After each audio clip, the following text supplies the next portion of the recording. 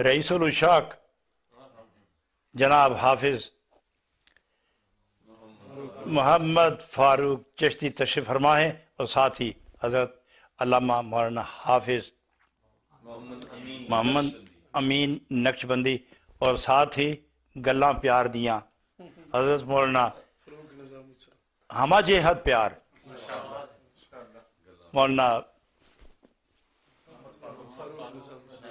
ماشاءاللہ، اور باقی تمام دوست تشریف فرما ہیں۔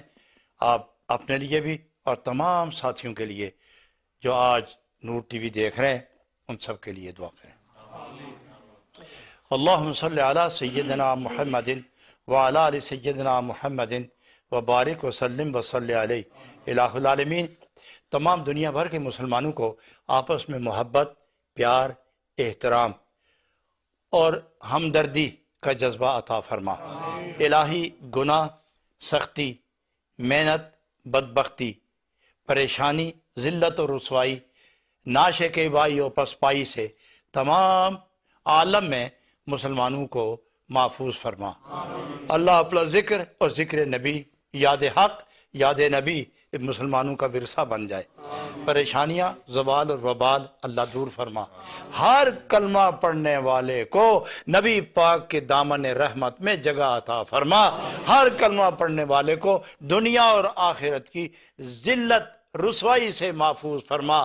جن کے گھروں میں پریشانیاں ہیں، بچے بیمار ہیں، اختلاف ہے، جھگڑا ہے، رنج ہے، غم ہے، اولاد بے راہ ہے، اللہ سب پر یکساں فضل و کرم اور عنایت کی بارش برسا دے۔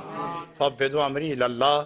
الہ العالمین یہ نور ٹی وی یہ صرف تیرے ذکر اور تیرے محبوب کے ذکر اور تیرے محبوب کے غلاموں کے غلام جو ہیں، مقبول بندے تیرے، ان کے ذکر پاک اور ان کی نعت گوئی اور ان کی منقبتوں کے لیے اور ہر ایک کو ہدایت بدامہ دیکھنے کے لیے نور ٹی وی کا جو اپنا ایک سلسلہ ہے، اللہ اس کو اور اس کے کام کرنے والوں کو اپنی بارگاہ میں قبولیت عطا فرما۔ فوض امری اللہ ان اللہ بصیر بالعباد برحمتک یا ارحم الراحمین۔